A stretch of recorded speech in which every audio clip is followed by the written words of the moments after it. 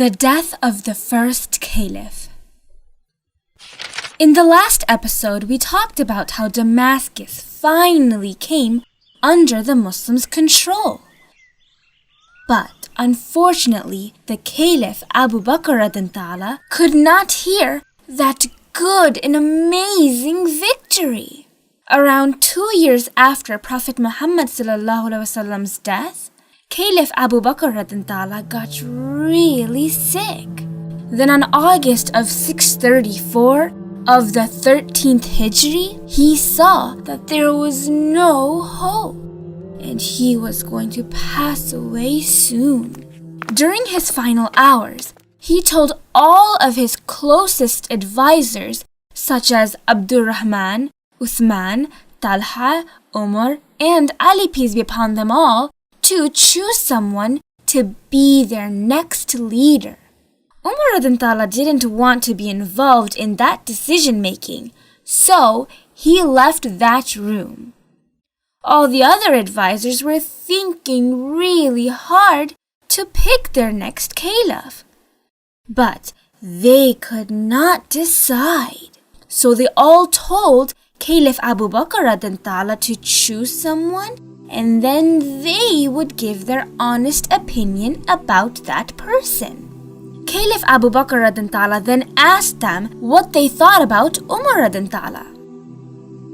At first, some of the advisors were not sure if he was the right person to become the caliph or not, because he was different than Abu Bakr radhiyallahu. Abu Bakr radhiyallahu was very humble and a gentle person. He was the believer of the one and only God even before Muhammad ﷺ spread the message of Islam. But Umar radhiyallahu was the complete opposite. Before he became a Muslim, he had a very bad temper. But when he became a Muslim, he completely changed his life and worked super hard for Allah subhanahu wa ta'ala.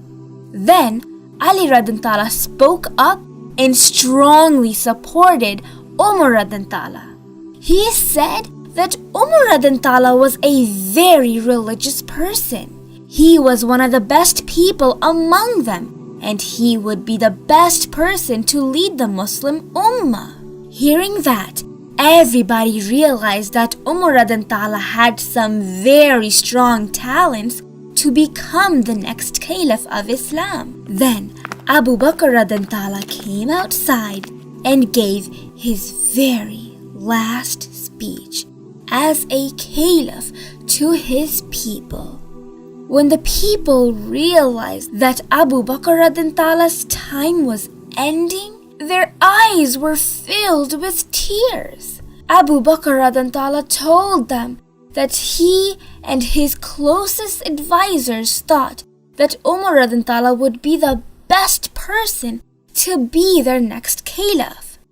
But it was up to the people to accept and finalize the next caliph of Islam. Right away, the people happily agreed and accepted Umar radhiyallahu as their next caliph. He then became the second caliph of the Muslim Rashidun Caliphate. Almost everyone heard that good news. But Umar radhiyallahu did not know that the people picked him as their next caliph. After hearing that, he became very surprised and went to Abu Bakr radhiyallahu right away and told him that he did not want to be the leader of the Muslim Ummah. Then Abu Bakr radhiyallahu explained that the Muslims made the decision together, so he had to accept it. The people made Umar radhiyallahu the leader because he loved Allah subhanahu wa ta'ala very much. So he would work for Allah subhanahu wa ta'ala and not only for himself.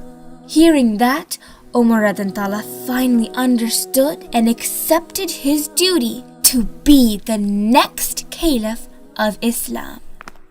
Caliph Abu Bakr radhiyallahu anhu was a very good and honest man all throughout his life.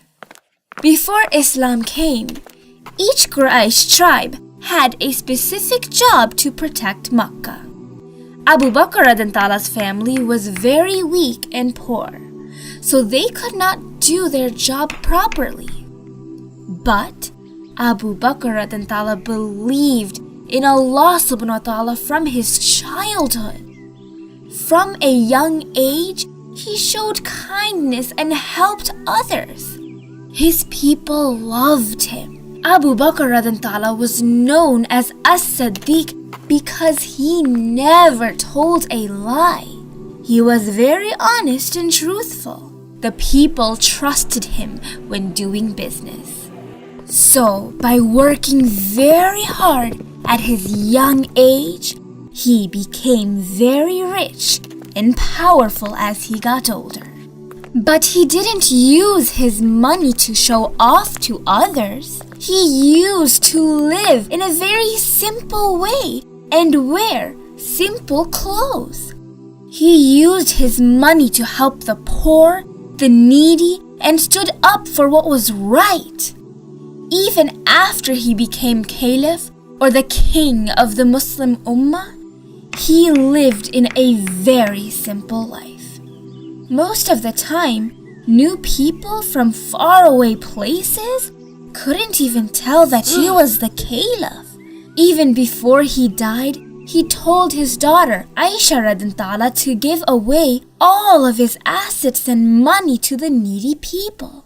Then, on the 13th Hijri, August 23rd, in the year of 634, during sunset, Abu Bakr as-Siddiq, the first Caliph of the Muslim Rashidun Caliphate, took his last breath. When Ali radhiyallahu anhu heard the news, he became very sad and started to cry. And he rushed to his house. With tears filled in his eyes, Ali radhiyallahu anhu prayed for Abu Bakr radhiyallahu anhu for a long time and reminded the people of what a great man Abu Bakr was all throughout his life. Abu Bakr radhiyallahu anhu loved Ali radhiyallahu anhu very much. Before his death, he requested Ali radhiyallahu anhu to do his burial ghusl bath after his death. Because Ali radhiyallahu anhu also did the Prophet Muhammad sallallahu alaihi wasallam's burial ghusl bath at his funeral. And so Abu Bakr radhiyallahu anhu wanted to give that great honor to the beloved Ali radhiyallahu anhu. Umar radhiyallahu anhu led his janazah prayer, and after that, he was buried next to his best friend, Prophet Muhammad sallallahu alaihi wasallam. Even though Abu Bakr radhiyallahu anhu ruled the Muslim Caliphate for about 2 years, he did a lot of things with the help of his closest advisors. His commander-in-chief, or chief of the army, was Khalid bin Walid. The finance minister or national treasury secretary was Abu Ubaidah. The minister of law and justice was Umar radhiyallahu anhu. And the head of the government information and services was under both Uthman and Ali radhiyallahu anhu. When Caliph Abu Bakr radhiyallahu anhu first got into power, all of Arabia misunderstood the situation and was breaking their peace agreements. But within a few months, he brought them all back united together. He stopped the fake prophets and the lies that they were spreading. In just 2 years, he was able to spread the message of Islam peacefully to all of the border towns of Rome and Persia so that they could understand the beauty of Islam. And because of his smart decisions, he helped the Muslim border tribes become stronger. And because of this, the Persian Mesopotamia or Persian River area, and Damascus became part of the Muslim Empire. He even organized a huge team to bring the Quran in a written book form for the first time by using a very detailed plan so that the Quran could be protected forever. But most importantly, every single decision that he made during his caliphate was to unite the Muslim Ummah together. Because only when we are united together can we, the Muslim Ummah, make anything possible.